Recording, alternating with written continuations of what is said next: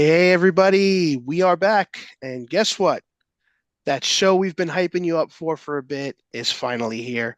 We talked about a very special guest that we were going to bring to the show, and then this guy got sick. But we are here with the legendary Zach Oat from Diamond Select Toys. Zach, thank you so much for taking the time to hang out with us today. Hope you're doing Oh, hey well. man. Yeah, I'm doing well. Thank you so much for having me. I really appreciate it. Absolutely. But for those that are new to the show, my name is Benny Rose. I am your host, and with me is always the super magical Tyler Nethers. What's going on, everybody? So today is a unique kind of casual variety show. We are going to speak a bit more about collectibles and toys and such, but we want to talk about us as people and, you know, nerds and what we're into and how we like to have fun with stuff and, still have it be part of our jobs in a sense.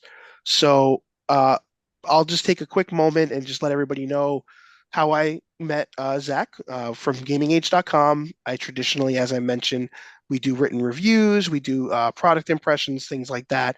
I have done show coverage as well. And back in 2018, I was at the New York Toy Fair, and actually was recent. I had recently had get emails from Zach about some products that were coming out, and we were able to make it a scheduled appointment. We met in person. We kind of just connected right there. We were talking about video games, and at the time, if you remember, Zach, it was all about Kingdom Hearts. Yeah, You guys were deep diving into the Kingdom Hearts license, and you had all the awesome figures, which actually, unfortunately, can't see, but they are hidden behind me under there. And excellent. yeah, from there we connected. We I did some coverage with that, and over the years, we've connected show to show, and the show has gotten a little weird in a sense because the pandemic came and shows were getting delayed, having to wear masks. Some people weren't showing up for the shows. And now this year, the show didn't happen. We just had February. It didn't happen. As far as I understand, it's happening at the end of the year. Did you hear about that? Yeah, we're going to be doing the show in I think late September. So I think it's like a week or two before New York Comic Con, which is going to happen Which, beginning of October. yeah, how do you feel about that? I think that's a little strange. It's Um, in the same building too, right? So, yeah, you don't have to move at all. If if it was the same booth every time, then it would be probably a good thing. But we have two different booths that we use for those two different shows. They're very different shows for us. right. So we're gonna have to unpack everything up and then unpack it again 2 weeks later. I don't mind doing it. It's fun. We might even have some different stuff we'll have at the different shows. But it's I feel bad for the people who have to come up from the home office from Maryland. I work in from home in New York State, just not too far north of the city, so it's not a big deal for me to go down there, 2 weekends in a row. But well, 2 weeks in a row. I'm usually there for the whole week, just for Right. setup and everything. Um, but yeah, no, I feel bad for the people who have to travel. That's for sure. Um, but uh, but no, I get them both knocked out at the same time. And also, there was always weather problems in February. There's always like a snowstorm, or there wouldn't have been one this year, but there would have been one. There's usually been like a snowstorm or some sort It of always ends weather up event. being really, Yeah, really windy. Like the yeah, real last several windy. years, I've noticed that. Like walking across the street, I'm just getting blown away. Like I don't know Yeah, what it is. yeah, No, and I like get that. if you get a good storm, you can get a snow drift that's like a few feet deep, especially when they're pushing the snow around. So Right. it's tough. It's tough to move around. And Agreed. back in the day, Toy Fair used to be in a bunch of different buildings in the middle of the city. Now it's all at the convention center on the edge of town, so it's not as bad. But getting Right. from like building to building back in the day was a pain in the neck. But September is nice. September is nice. Yeah. No, so I mean, I think that's a unique take. I was just concerned as far as, you figuring it's a lot of time to, because traditionally the toy fair, for those that are not familiar, it's not open to the public. It is meant for people within the industry to learn about the products, but it's also the opportunity for companies like Diamond to actually work with the retailers and show them what's available so they can actually place those orders. The reason I know that actually is because when I was a kid, for those that aren't familiar, my father had a comic book store when I was growing up, so I was around this stuff my whole life. And I remember my dad being like, "Hey, this weekend I'm going to Javid's or wherever I'm going to the toy show. Oh, I want to go. No, no kids. How are you going to go to a toy fair and you can't take kids? And I never understood that. And then, my mom would explain it's just, hey, it's business, business. And he would get all the solicits. And I remember he'd come home with all these books and these pamphlets and, everything that, funny enough, we worked with Diamond distributors. Like I remember driving to the warehouses in Brooklyn to pick up comics every week and, models and whatever, he was deciding to pick up for that week. And then there was the years of Toy Biz. When Toy Biz first put out the Marvel figures, my dad was one of the first stores in New York to sell them. So it was like a really big deal. And yeah, so seeing the toy fair become what it is now, I would say it's a little more accessible than it used to, because I feel like some of the companies do post stuff on the social media side, so it's not as behind closed doors.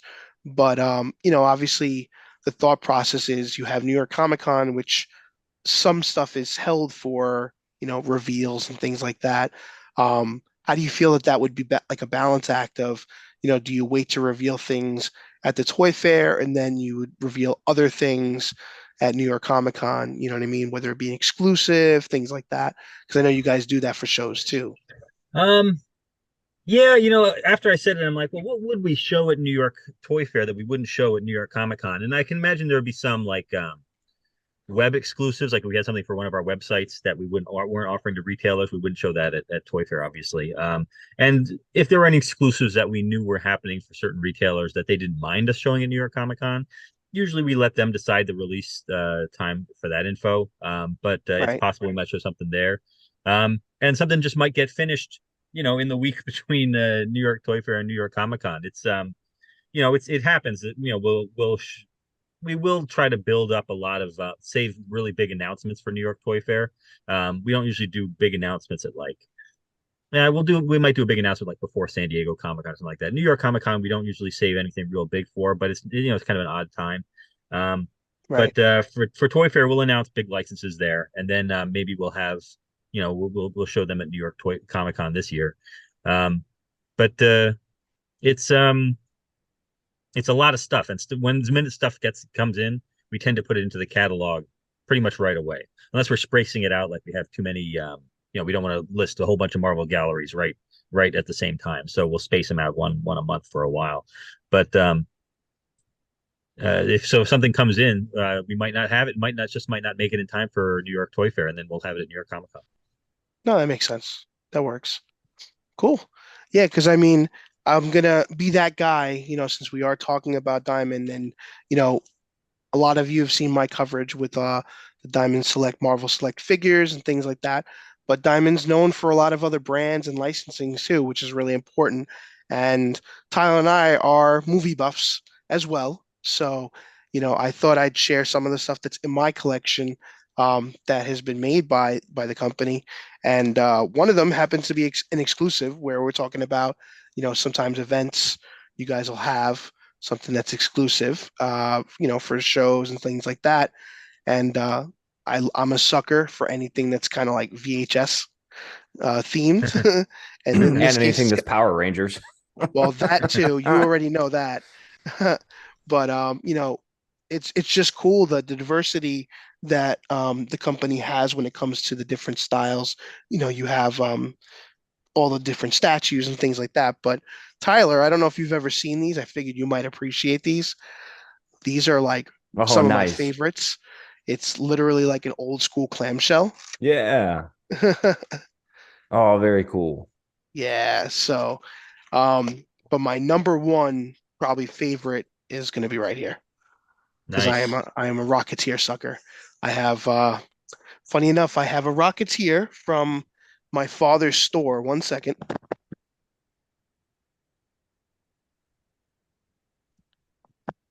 This is from my childhood. Old nice. school, original, like it's like a rubber eyes figure. And yeah, I mean, this goes back to like my dad's store. I remember it would just be on like on a shelf in the store, and one day he's just like, "You're staring at it, just take it home." And that was it. So but yeah, I just I wanted to share that because I again you have a wide plethora of product and Yeah, I licensing. see. I see a John Wick back there behind you. Yes, and that's I believe that's one of those the cases as well. It's like a movie clamshell, right, Zach? Yeah, yeah, we did them for. I have a lot of them. I got the John Wick. We did a Bruce Lee. We did a couple for Cobra Kai. Um, I got the Rocketeer up there. Yeah, there's a couple more that I don't have the Tron one, which was the first one we did, and we did it Oh, in right, like the right. Tron, the special version of Tron where he's like black San with Diego like the red and Comic-Con, blue right? lights. Yeah, yeah, we did that for San Diego. That's the one VHS I don't have, but I think I have all the rest of we're gonna do some more too. We have a bunch more in the works. Oh boy. I think we did some with Walmart, and we're gonna do some more with Walmart. So Okay. that'll be cool. So let me ask you, when it comes to licenses, when it comes to the movie side, obviously, is there any licensed brand that you'd love to work with to create something like that with a clamshell, like for a particular movie? Oh well, I don't know if you remember. We started doing something recently with Jean-Claude Van Damme. Now we're doing One of my favorites. action figures. We're doing gallery dioramas, and Yes. I'm hoping we'll have to do a VHS at some point of that. I haven't seen any specific plans, but I'm hoping that that'll happen sooner rather than later because that would just be really cool. I'm a big fan, and I love VHS. I've got VHS, like real VHS, in my office that I need to replace my VCR, but I still enjoy watching movies on VHS. And whenever I see one that I haven't ever seen before, like a movie Right. I've never seen, I'm like, what is this movie? I don't even know what this is. If I see it on VHS, I'll pick it up. And I'm a little paralyzed now because I don't have my VCR, but I got to go down to Goodwill and see if I can find another Awesome. That's I'm the pretty same cool. way. Yeah, and it's funny, I just found another action guy that I love. I'm a diehard Arnold guy. Van Damme is right there. I love Dolph Lundgren as well. Oh So one. I'm yeah. a sucker for Dolph Lundgren. And I found a movie that I never heard of before. Somebody posted on Facebook. It goes by like two different names. When you buy it digital, it's called Dark Angel. But when you watch the movie, the title comes up, I Come in Peace. And Oh yeah, that's a good one. I'm I'm like, this movie's awesome. It is so like, it's literally that good cop, bad cop thing, but then you have like this weird alien guy that's kind of just blasting everybody out, and he's just trying to solve a crime, and his partner was killed, the traditional 80s trope. But it's got the music, it's got the action. This guy is using CDs as his weapons. So he's like throwing discs out, and it's so crazy and wacky, but like I'm such a sucker for that stuff. But yeah, I would love to see, guys like that get that VHS treatment. That's really cool. Yeah, But we've been doing them back in the day. That we did a Dolph Lundgren figure for Expendables. So yes, Oh, that's yes. awesome. I've been playing with that recently. So we did him, Sly, and Terry Crews. We did the three of them, and no, it would have been really cool to do a VHS for him. I every time I go to the Dollar Tree, I see $1.25 DVD of the four great Dolph Lundgren films, which I've never heard of any of them, but desperately want to get it and watch all of them. Well, that's like when you get the Brandon Lee movies. You always used to find them in the dollar store, and it'd be Laser Mission. It'd be Oh, like two Laser Mission. movies that they're the exact same name, but it's like two different. It's one movie. But I love the movie with Brandon Lee and Dolph Lundgren too. I don't know if you've ever seen that one. Showdown in Little Tokyo. That's I don't another think I've one. ever seen that one. I'll have to watch that one. Yeah, that one's a lot of fun. I mean, that's Dolph Lundgren like in his like beefy prime. So he's like this He's still pretty freaking beefy.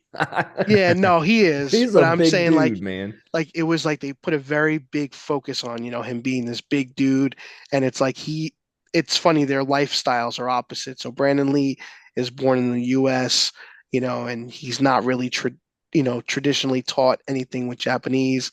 But then Dolph Lundgren's born and raised in Japan and is like a samurai warrior, and he's teaching him the ways. It's just hilarious. But then it also has the guy that played Shang Tsung in the original Mortal Kombat. He's the villain, and Oh, it's nice. it's kind of like the Yakuza type thing, and it's one of my all-time favorites. I can go back and watch it any day, and that's when I think about like anytime I see those clamshells, I'm like, in my world, these certain movies would just be like awesome on the wall. You know what I mean? And Dolph Lundgren is one of those. Like he's one of the. I don't want to say he's an unsung hero, but when you think about him, I feel like a lot more people think about him more current than his older stuff. Van Damme, you're always going to think Bloodsport, and Universal Soldier and every other movie under the sun that he's done, with the same thing. Oh, his sister was killed and he's got to seek vengeance, or he's got to go do a dirty fight club kind of montage. Lionheart. I'm a sucker for Lionheart. So awesome, awesome. But Tyler, is there any movies that you feel that you'd like appreciate seeing something like that, like in an action figure form? I don't know, man. So I have like or I used to have like a lot of Dragon Ball Z figures and anime figures and like a couple video game figures. But outside of that, I'm not a huge collector of toys and stuff like that. You know what I mean? So Right. I wouldn't even know, I wouldn't know where to even start with something like that. But I did want to ask Zach, like, how long have you worked for Diamond Select, and how did that kind of get started for you? Did you work at other companies before, or you just kind of started and shot up from the ground with Diamond? Sure. One before I start on that, the anime culture is so big based in VHS. I mean, back in the day, it was all VHS. To get any anime from Japan, it was all dubbed or subbed. VHS tape. So it would be. I haven't seen a lot of companies do any anime figures in VHS. That would be Astro pretty Boy, cool. Astro That would Boy, be really please. cool. Yeah, Astro Yeah. Boy, but even Dragon Ball Z. I'm trying to think of what other one. Any of those classic movies that used to Macross, air. Macross, Robotech, yeah. yeah. Robotech. Akira, Um, Akira would be yeah. cool. Oh my God, that'd be fantastic. I'd love to see a whole line of anime VHS figures. Although at this point, maybe the people who remember that are starting to get old like me, and they're probably still collecting I it. would think so. But as far as how I got started at Diamond, I worked. Out of college, pretty much. I worked at a little tiny toy company for that a friend of my father's ran. And my dad actually went to a toy fair like your dad. He went to a toy fair back in 1986, and so one of my prized possessions was a 1986 New York Toy Fair Hasbro catalog, which had all the great stuff in.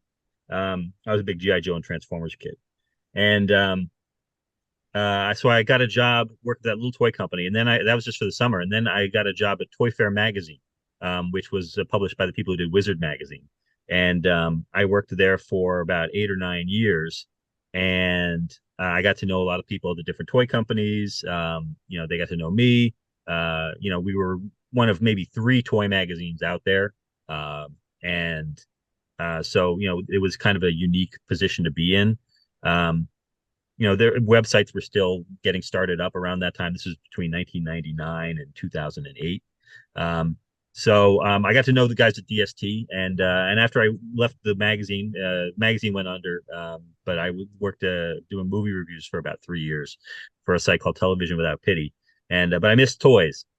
And when I heard they had an opening, I applied for it, and they knew me, and they knew that I knew how to write about toys, and that I knew the product, I knew the licenses, and they gave me a shot, and I've been here for going on 12 years.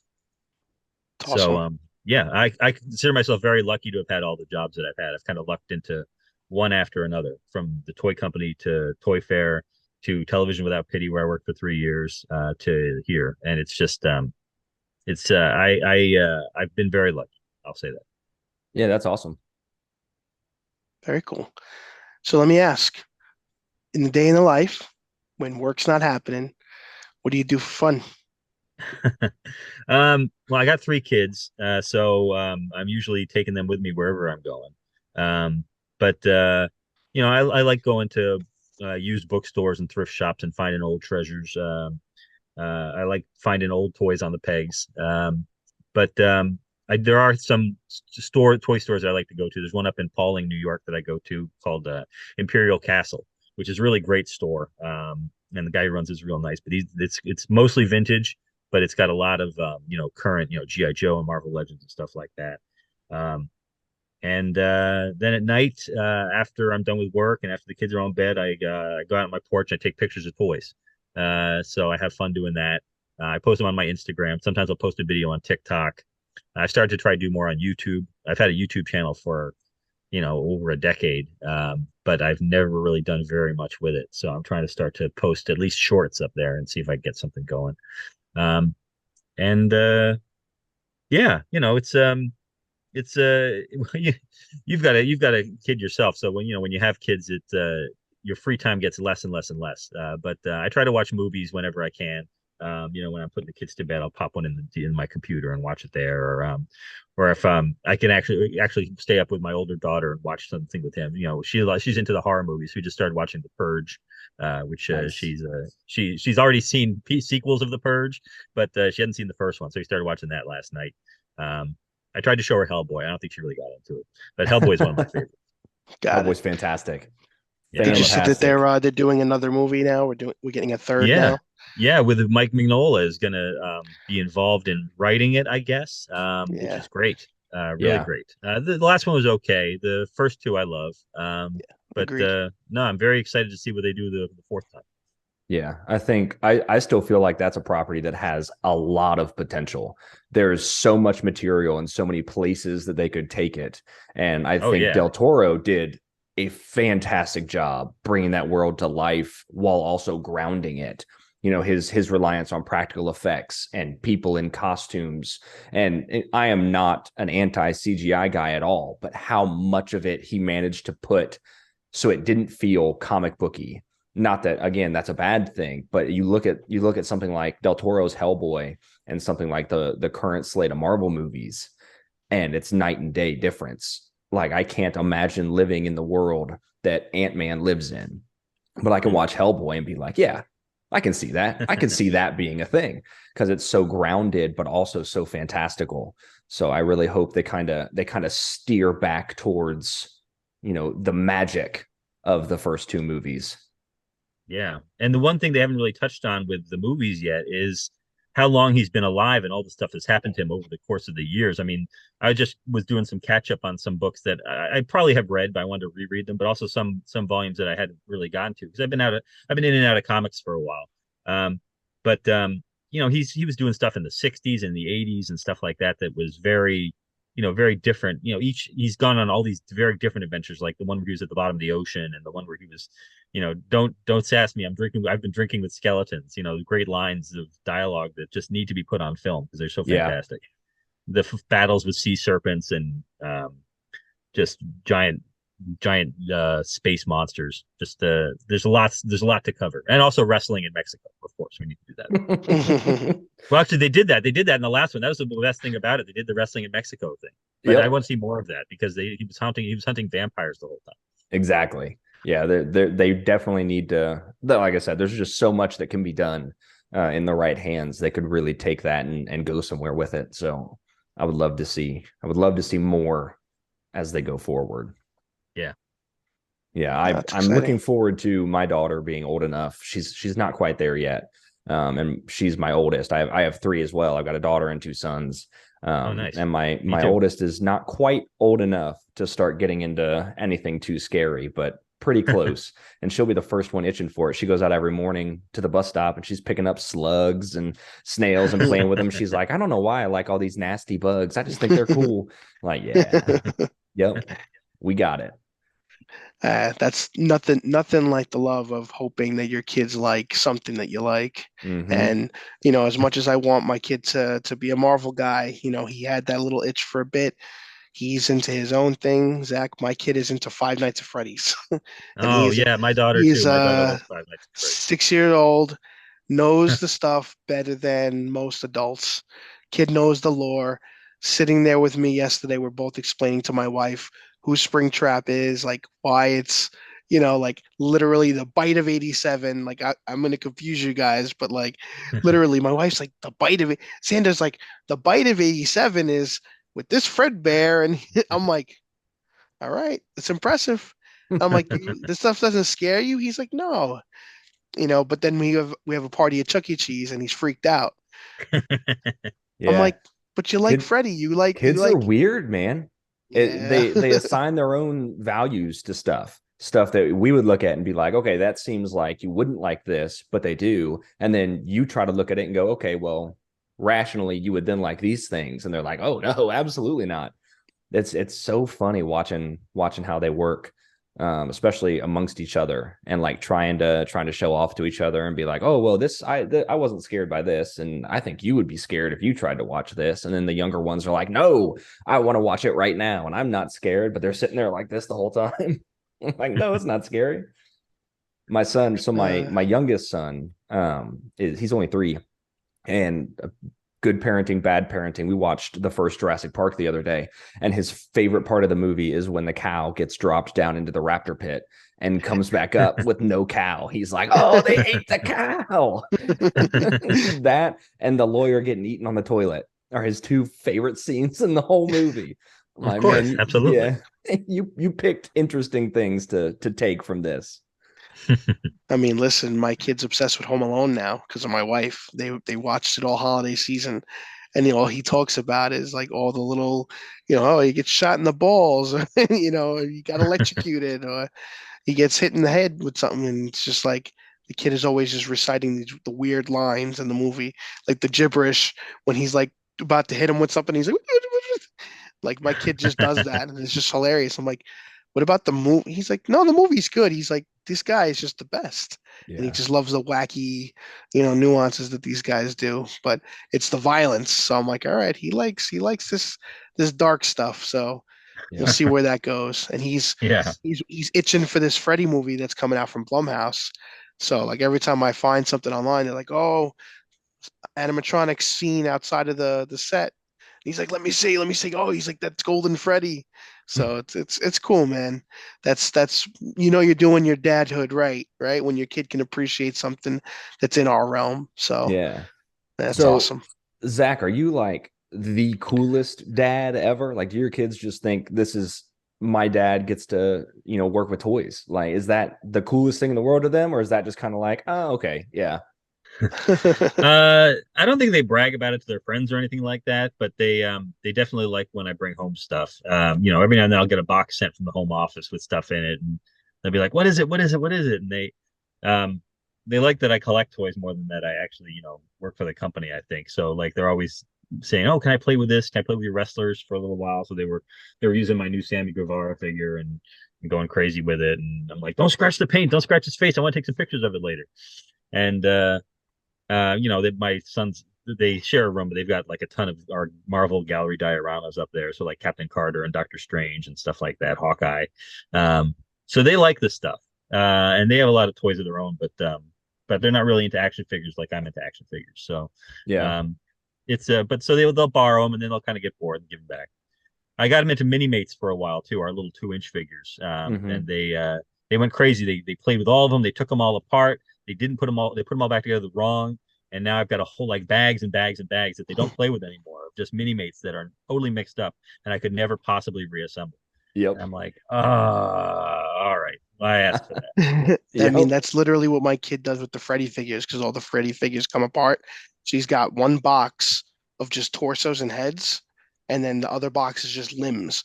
And I look at it and I'm just like, he's like, no, I'll put it all, and he builds them, and then we're talking like 100 figures, and I'm Wow. just like, yikes, I'm okay.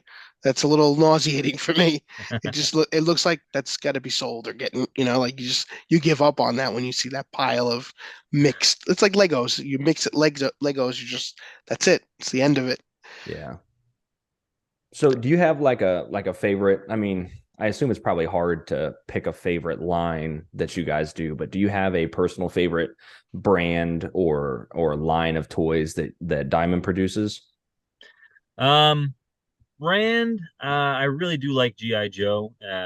I like Jean-Claude Van Damme, but GI Joe is what I grew up on, the Real American Hero '80s GI Joe.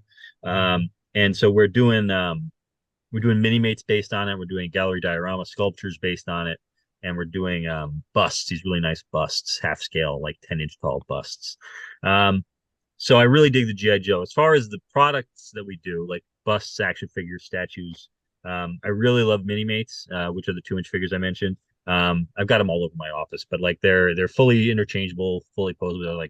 They have like 14 points of articulation. Okay. Um, and you can take them all apart. You can switch all the parts. We don't market that as strongly for some lines as we do for others, but you can definitely switch them around, and they usually come with interchangeable pieces, so you can, have different heads, different hair pieces, things like that. But they're a lot of fun, and we've been making them for 20 years. I think 21 years this year, if you count the first year where they were all a little bit bigger, and we hadn't started the Marvel line yet. The Marvel line's been going for 20 years this year, and They're a lot of fun, and the number of licenses we've done for them. We did Expendables, we did Gotham, the TV series. We done Fistful of Dollars, The Good, the Bad, and the Ugly. We did a lot of different movies as mini mates, and Platoon, tons and tons and tons of mini mates. There's thousands of them out there. So anything you're interested in, there's probably a mini mate for it. But I could talk about them forever because they're a lot of fun. Oh yeah, that's awesome. I'd like to hint a license if you want to keep that consideration. The movie The Last Dragon, it really needs some type of action figure, even a mini mate. We need a show enough. We need a Bruce Leroy. Oh, Make it happen. absolutely. No, Like, I'm surprised there hasn't been anything for it yet. yeah, I mean, I'm wearing my Eddie Arcadian shirt right now, Oh, so nice. I'm a sucker for it. Yeah, I haven't seen that one in forever, but it's definitely something that you would think somebody would have done something for. Like Big Trouble in Little China had action figures, like one series of action figures, Yes. and they were okay. They weren't very posable. They were very posed, static action figures. But that's the line that just needs a deluxe treatment. It really needs to be done right. Yeah. It needs a It's great really deluxe. characters. Yeah, great characters, great designs. You just need to be able to pose them. I'm sure that likeness negotiation for a lot of that is probably tough because a lot of those Yeah. movies, if they don't have that built in, then you got to go and you got to get everybody to approve it. And Yeah, it's I just a imagine that's real process. tough. Yeah, yeah. I mean, we've had problems with likeness approval, in the past, where it's like, we want to make these products, but getting them approved is could be very difficult. But I think we've done a pretty good job with what we've done. And there have been some we haven't been able to do, but it is what it is. We do our best with what we have. No, it definitely shows. And we appreciate all that you guys bring out there. And again, there's a lot of variety, a lot of diversity for variety collectors. So it's not just one thing. I feel like some companies take a focus on one product, they swing with it, and then they'll expand a little bit. But you guys have a good amount of variety, and just comparison from the sense of statues and dioramas to mini mates that are, I would say in the realm of like Legos in the sense of, like Yeah. having a wide collection and variety. And then you have your action figures like the Marvel Legend, the Marvel Selects. So the one question I did want to ask you about them is, over the last pieces of content I've covered, I was a special guest on a different podcast called Never Enough Toys, and we talked a lot about the history of the Marvel Select figures, and you know, not somebody that has always been collecting them, but has seen them for years and seen them, in my opinion, evolve as far as the styling and the designing. Like, what's your thought process as far as, it seems like the figures were very diorama statuesque designed originally, and it seems like we're getting a little more articulation as the newer figures have been getting released. And for me, as I'm a sucker for like stuff like Apocalypse, seeing just how accurate he is in the sense of scale and articulation. But we can go back to some of the older figures. Let's just say Juggernaut, for example, big menacing hulk of plastic, not the greatest with articulation, but it seems like the focus is more on the visual design, more on the movement aesthetics. Like, what would you say your thoughts? Anything on that? Like, was there a Well, process that you feel that we were at, and then trying to go in a different direction now? well, Juggernaut's a tricky one because he is so bulky and like, even if we said, oh, let's give this guy 16 points of articulation, 20 points, we usually try to aim for 16. Even if we said, let's give him 24, how movable would he really have been with, big, thick arms and the big, thick legs, the stubby legs? But mostly we start with a price point. I mean, we start with saying this needs to be a 29.99 figure. And at one point it was a 19.99 figure, at another point it was a Right. 24.99 figure. But now it's a 29.99 figure. And it's like back in the day, and also costs have risen. In addition to the prices rising, costs have risen. So back in the day, you could make an action figure and then put this elaborate diorama base of like, we did Spider-Man and then we had him webbing a guy up to a wall. And that was the diorama. That was the first figure we did, I think. And you could do that for 1999 back in the day. It was more expensive than Toy Biz's Marvel Legends figures were. Actually, I think right around the time the first Marvel Legends came out was right around the time the first Marvel Select figures came out. And you could do it with a big diorama. And nowadays, to do a big diorama like that is less cost. It was more cost prohibitive. You can't really do a big diorama like that. We're doing some dioramas with like Iceman is going to come with an ice slide. Right. Um, I'm trying to think the other last diorama piece that we did for Marvel Select. Nothing's really coming to me. It looks Um, like you have Invisible Woman coming with her little her barrier. yeah, she's going to come with that with like a sort of a base that's like start of a force field. And but you'll notice there's the other cost is from tooling action figures articulation because the more pieces you have, the more tooling is involved, the more molds you need to cut into, the more cavities you need to fill, but then also paint applications. So when you see a diorama piece like that, it's not a hugely detailed paint scheme for like the Invisible Woman base or even the Iceman slide. If we had to paint like a guy webbed upside down to a wall, with like garbage on the floor, then you would have a lot of different paint applications, and it would end up costing a lot more than something that's a lot more simple. So it's it's definitely a balancing act trying to figure out whether the money's going to go towards articulation, sculpting, well, not sculpting, articulation, the mass of the item, like the amount of plastic you're using, extra parts, um, paint applications. It all has to be a balancing act to get it to the exact right price that we want to offer it at, because we don't say, oh, we're going to do this Marvel Select at $35 instead of $30. Right. We don't do that. We try to keep it at the same price point, and that means you got to give and take and stuff like that. Also, we have an articulation point that we need to stay at for Marvel Select, just based on our contract that we've been doing since the very beginning. Oh, But interesting. yeah, we aren't looking to compete with the big superposable lines, but it definitely is something that we take into consideration when we're designing. So you're never going to see a really really superposable figure from Marvel Select, but we try to give it enough articulation to do everything that it needs to do.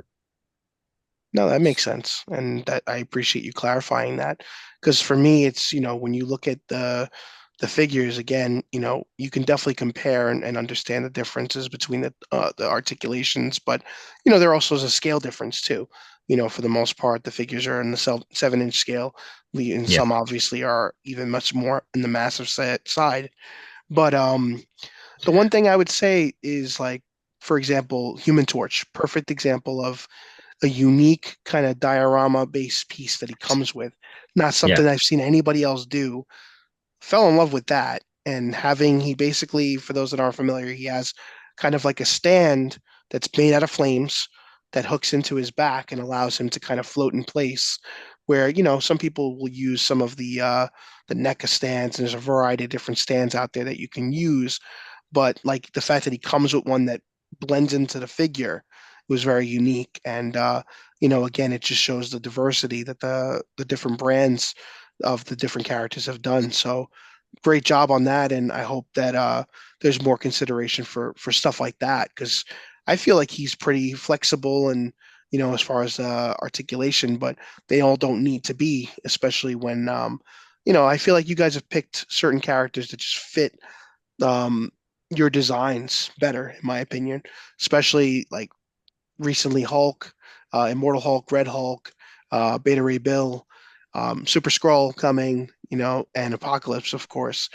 But do you guys see yourself releasing more in the coming year? Like, obviously, I don't expect you to announce anything, but is there like more in the pipeline that we haven't seen yet, besides like Invisible Woman, Blade, I believe should be coming in the next couple of months yeah. too, right? Yeah. Blade, Mr. Fantastic, Invisible Woman, Iceman. Those are the four we've announced. Super Skrull still hasn't hit, and Apocalypse still hasn't hit, but Apocalypse is starting to trickle out there, and the Skrull is right behind him, I think. Um, but we do have a bunch in the works. This is one of the few lines that they'll occasionally ask me like what I'm seeing that people want to see in the line. So I'll go and look at the message boards and the Facebook page, and I'll try and figure out. They've done some polls, which makes it a lot easier for us. And we'll try and figure out what would make most sense to do next. So I've been involved in some of the discussions for 2024, so I know kind of what's tentatively on the development slate. It may swap out, but I know that we have a couple more that we haven't even finished for 2023. I'm pretty sure that are still need to be offered. There's one we're going to offer in the next month or two that's it's a classic version of a character we've already done, but we've never really done it in the classic like appearance. So we're going to do like a really iconic version of a Marvel hero. And that's going to be offered pretty soon. And we've got more X-Men coming up. Everybody likes our X-Men team, which is one of the teams we built most over the years. And so we've got another X-Man coming after Apocalypse, and Iceman. Awesome. So those are both on the slate, I think, for late 2023. I'm pretty sure, and then we get started working on 2024. I mean, we've already started 2D artwork on 2024. We've got another armored character coming up too. I'm a big Iron Man fan, so I'm excited to do another Iron Man villain, which will be very cool. Sweet. Awesome. So from a marketing perspective, toys are so uniquely posed, no pun intended, to fit audiences that truly range all the way across. I mean, the whole spectrum. So how do you focus marketing for something so uniquely positioned to cater to kids and adults, from casual collectors and people that just want to play with them, and serious collectors that are like, hey, this is going to stay in the box and never come out? Like, for marketing, how do you walk that tightrope? It is tricky. We sell primarily to comic book shops and specialty toy stores, especially with the Marvel Select line, which is exclusively to specialty market. But when we're selling action figures, they're generally considered for, I think, ages. I think we do ages 8 and up on the Marvel Select action figures, because they're generally, they can be fragile if they're dropped, from a height, and because there are either really massive parts that can put a lot of strain on the joints, or there are really thin parts that can just have very thin joints. So I mean, they're not ideally for little kids, but there are plenty of adults who are into these toys, or find them at a Disney store, for instance, and and pick them up for a younger kid, which is fine, which is great. And if they have serious problems with it, then we'll help them out with customer service. But it's definitely a trick to market them, especially the Marvel Select line, which we're in competition with a much bigger Marvel Legends line. It's not competition; we really supplement it in a lot of ways, but or complement it. But and it's hard to explain exactly how we handle, like advertising stuff like that. We don't do a lot of like mainstream advertising. We'll do some swap ads in like Archie Comics. We'll do some stuff there. We do a lot of web advertising on Facebook and other places. We're getting big on Instagram. Got some pretty good followings there.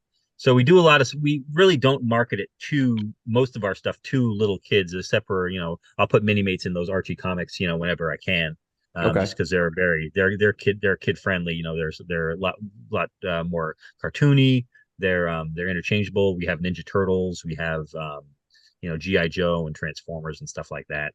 I'm not going to advertise statues there or anything like that. But for the most part, we market to adult collectors, which is a pretty narrow focus. But if we can catch casual collectors as well, by having them on the stands in different places, stores like Barnes and Noble or GameStop or something like that, then that's really the best way to advertise, is to actually get them into the places where these people are going to be. So so in reality, really, advertising is all about selling them to the right retailers. And getting them to the places that we think that there will be an audience that'll respond to them. Okay. So kind of a weak answer, but No.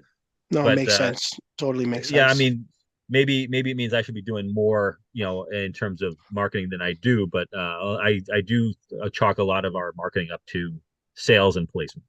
And once it's there, we try to let everybody know it's there. But in terms of getting casual fans, aside from social media marketing, it's really put it in front of the eyes, and hopefully they react to it.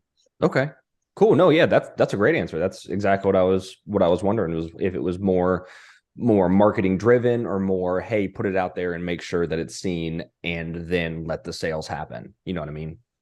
Yeah, yeah. I mean, I'm sure if we had a larger budget for marketing, we're still a pretty small company.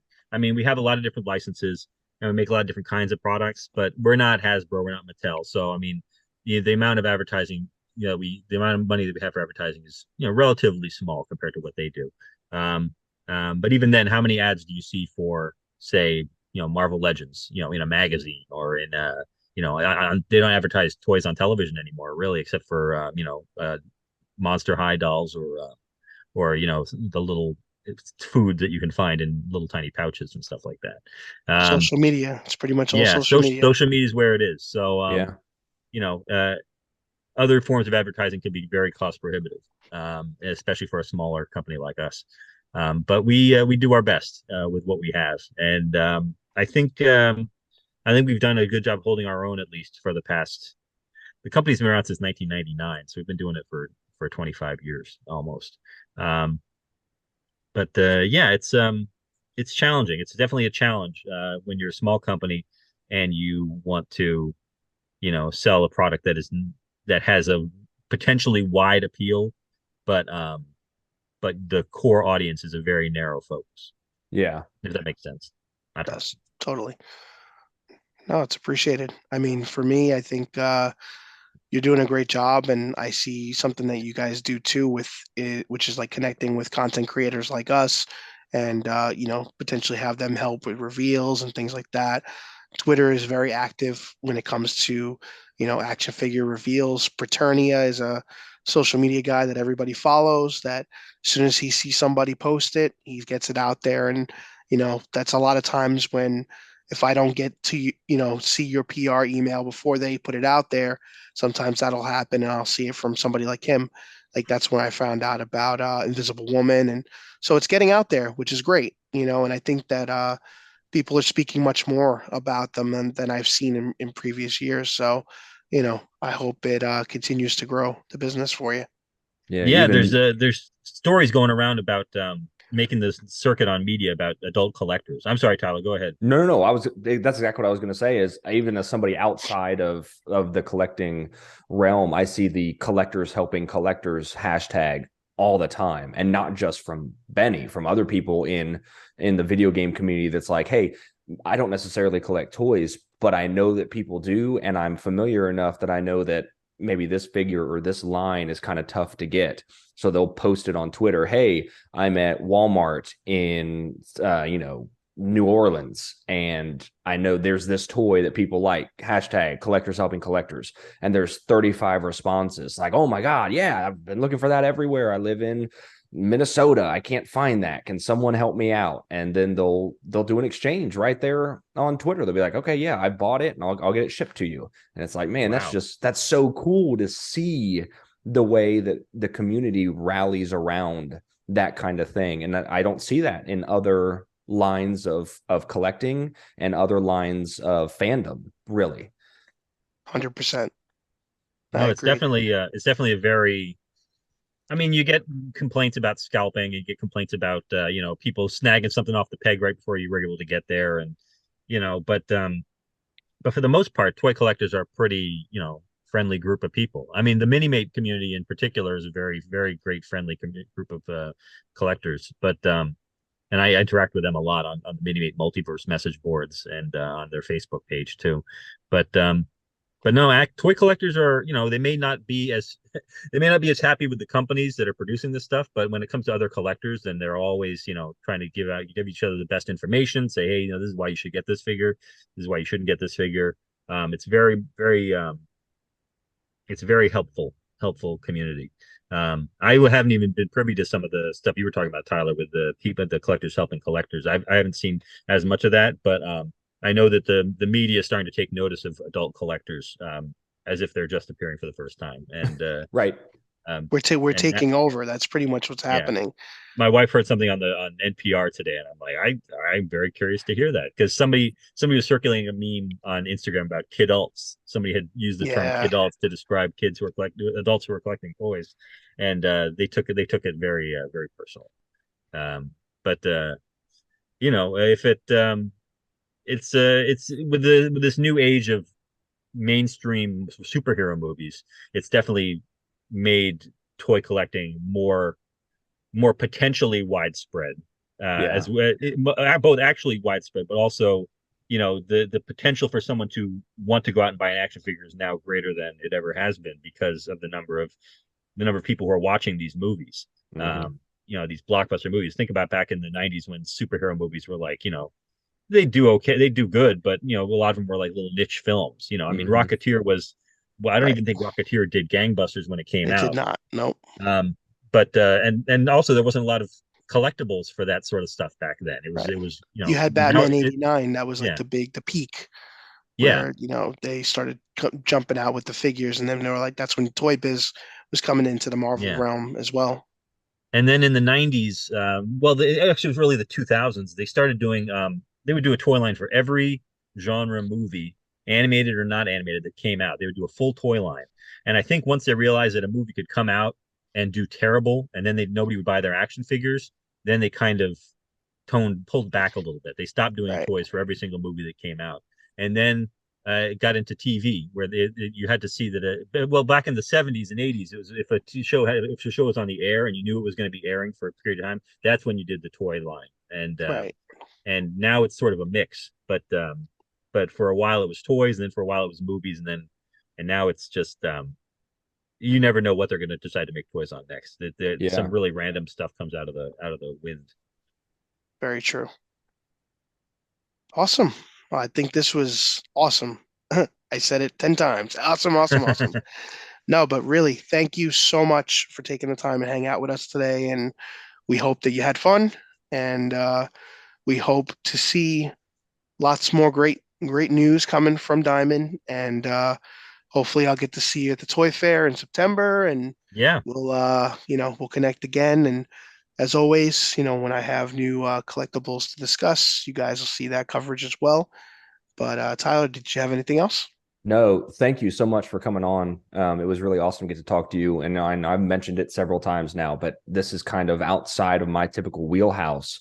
This is much more Benny's side of things. So it's been really cool to listen to you guys talk and learn a lot more about the business and everything else like that. So thank you very much for coming on. It's been awesome, as Benny Oh, said. yeah. Thank you for having me. No, it's been a lot of fun. Absolutely. Zach, you want to leave us with any other words? Well, I mean, if you're interested in seeing more of what we do, you can follow Collect DST on Instagram and Twitter, and we're Diamond Select Toys on Facebook. I think we have a TikTok as well. Gentle Giant Limited is our Star Wars division where we do like the busts and statues, and so Gentle Giant LTD you can find on all those different places. And I'm at Zach Oat, ZACHOAT on Instagram and TikTok. So you can see some of my toy photography there if you like. And Great. yeah, that's where you can find us. Cool. Awesome. We'll also get all those links and they'll be in the descriptions, both on YouTube and I think the links show up on Spotify now. I'm not sure. I'll have to verify that, but I will have them embedded. So you'll be able to check all that out in the descriptions. Sounds good. Excellent. Thank you. Well, I hope everybody has a great day and thanks for the time again. Talk to Thank you you guys guys. soon. Yep. Bye. See ya. Bye.